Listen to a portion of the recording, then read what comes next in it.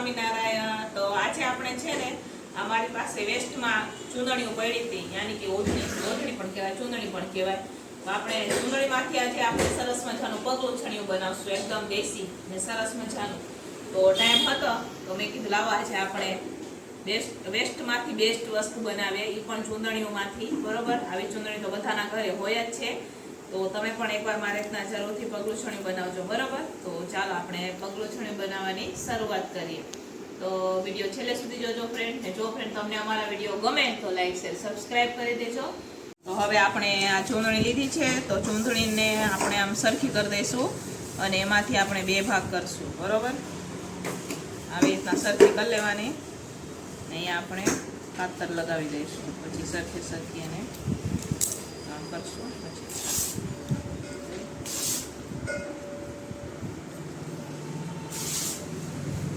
આપણે હવે આ ચૂંદડીને 3 છેડા લઈ લીધા છે કટિંગ કરીને, તમે આ જોઈ શકો છો। ને આવી રીતના હવે સરખું કરશું, ને આવી રીતના તમારી પાસે એક રબર હોય લગાવી દઈશું ફિટ કરીને મોઢાની આગળ।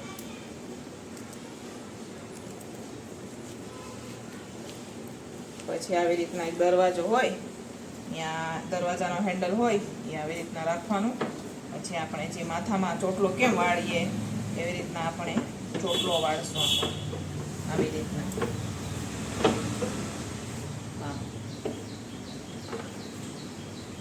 આવી રીતના ચોટલો વાળશું, ફિટ કરી ચોટલો વાળશું। તમે જોઈ શકો છો આવી રીતના આપણે આખી ચૂંદડીને ચોટલો વાળી દઈએ।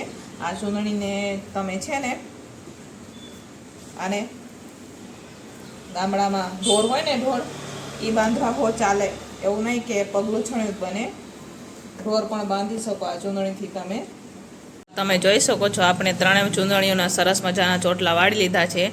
આને આપણે લાસ્ટમાં કરશું, પહેલાં આપણે આ બે ચૂંદડી છે ને એનું આપણે સરસ મજાનું પગલું છણિયું બનાવશું, બરાબર। તો હવે આપણે આ સરસ મજાની બે ચૂંદડીઓ ચોટલા વળાઈ ગયા છે, અને હવે આપણે આ રબર છે એને કાઢી લઈશું હવે છેલ્લે। હવે આને આપણે આમ ભેગું કરી ને સરસ મજાના આને આપણે આ સોય દોરાથી સીવી લઈશું, એટલે ખુલી ન જાય, બરાબર। તો ખુલી જાય ને એટલે આપણે એને સીવી લઈશું।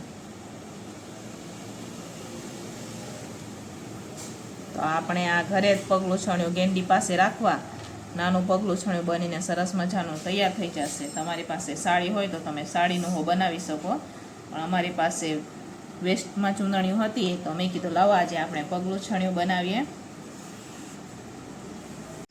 તો આવી રીતના આપણે ઊંધી સાઈડ કરી અને મોટી મોટી થોડીક એટલે આપણે આમાં સિલાઈ લઈ લઈશું હાથે વડે જ, બરાબર। મારી પાસે વ્હાઈટ દોરો નથી એટલે હું બ્લેક દોરાથી કરી રહી છું। આવી રીતના આમ સરખું કરતું જવાનું અને સિલાઈ લઈ લેવાની હાથેથી। તો હવે આપણે આ ચૂંદડીમાં બધે સરસ મજાની સિલાઈ થઈ ગઈ છે, આ તમે જોઈ શકો છો। આપણે આખે આપણે સિલાઈ કરી લીધી છે। હવે આપણે આને ફેરવી દઈશું, ને અને આમ કરી આમ રાઉન્ડ બનાવશું। પછી હવે અહીંયા સિલાઈ કરી લઈશું આપણે, બરાબર। આમ કરી અને દબાવશું, ને સરસ મજાનું આપણે ગેંડી પાસે રાખવાનું એક પગલું છણિયું બનીને તૈયાર થઈ જશે। તમે આને આસન પણ બનાવી શકો બેસવા માટે। તો આપણે આ પગલું છણાને ઉલટું કરી લીધું છે, હવે આપણે એની સિલાઈ કરી લઈશું, એટલે છે ને ખુલી ન જાય। એક સિલાઈ તો આપણે કરી જ છે, પણ આપણે બીજી સિલાઈ પણ કરી લઈશું આવી રીતના। અહીંથી શરૂઆત કરીશું આપણે, એટલે ખુલશે નહીં।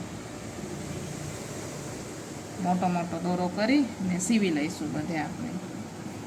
ઉલટા કરીને સીવાનું, સીધો નહીં નાખવાનો, તમારે ઊંધું કરી દેવાનું, એટલે ઊંધું કરીને સીવવાનું। તો ચાલો ફટાફટ આપણે સીવી લઈએ।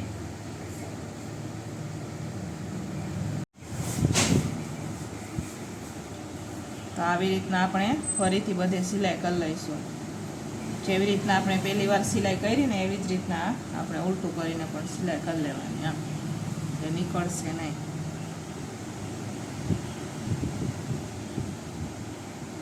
તો આ તમે જોઈ શકો છો સરસ મજાનું આપણું પગલું છણિયું બનીને તૈયાર થઈ ગયું છે.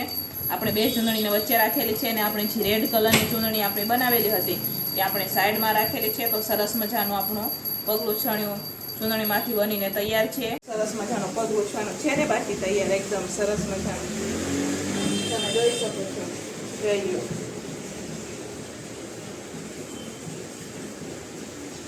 લાગે છે ને બાકી આપણું પગલું છણિયું બજાર કરતા પણ સરસ મજાનું ઘરે તો આ આસનને તમારે પગલું છણિયું ન બનાવવું હોય તો તમે આના પર બેસી પણ શકો છો.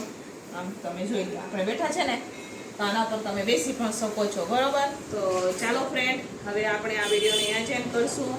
અને જો તમને અમારો પગલું છણિયાનો વિડીયો ગમ્યો હોય તો લાઈક શેર સબસ્ક્રાઈબ કરી દેજો. અમારા ચેનલ ઉપર નવા હોય તો અમારી ચેનલને સબસ્ક્રાઈબ કરી દેજો. તો ચાલો મળશું પાછા કાલે એક નવા વિડીયો સાથે. ત્યાં સુધી બધાને જય સ્વામિનારાયણ.